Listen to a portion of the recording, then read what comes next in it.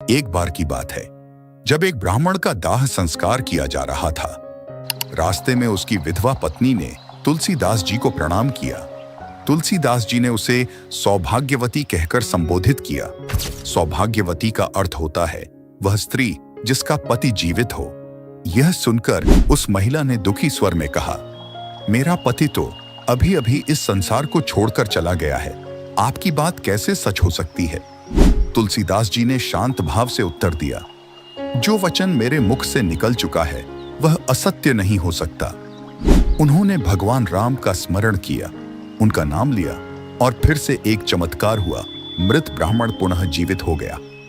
इस घटना की चर्चा दूर दूर तक फैल गई। जब मुगल सम्राट अकबर को इस चमत्कार के बारे में पता चला तो उसने तुलसीदास जी को अपने दरबार में बुलाया और उनसे कोई चमत्कार दिखाने को कहा।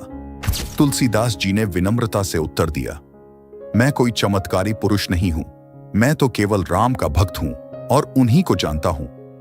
अकबर ने हंसते हुए कहा, अगर ऐसा है तो अपने राम को हमारे सामने प्रकट करो, हम भी उन्हें देखना चाहते हैं। तुलसीदास जी ने उत्तर दिया, भगवान श्री राम का दर्शन केवल सच्ची भक्ति और श्रद्धा से संभव है, किसी दबाव में नहीं।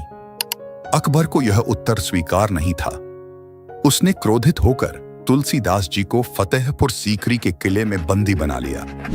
कैद में रहते हुए तुलसीदास जी ने हनुमान चालीसा की रचना की और उसका जाप करने लगे। उन्होंने 40 दिनों तक लगातार हनुमान जी का स्मरण किया। 40वें दिन अचानक शहर में हजारों बंदरों की एक विशाल सेना आ गई। उन बंदरों ने पूरे नगर में हाहाकार मचा दिया। महल की छतें गिरने लगीं, सैनिक भयभीत हो गए, दरबार अस्त व्यस्त हो गया। अकबर घबरा गया। उसने अपने दरबार के हाफिज से इसका कारण पूछा। हाफिज ने कहा, यह चमत्कार तुलसीदास जी की भक्ति का परिणाम है। उनकी भक्ति ने हनुमान जी को प्रसन्न कर दिया है। यह सुनते ही अकबर को अपनी गलती का एहसास हुआ।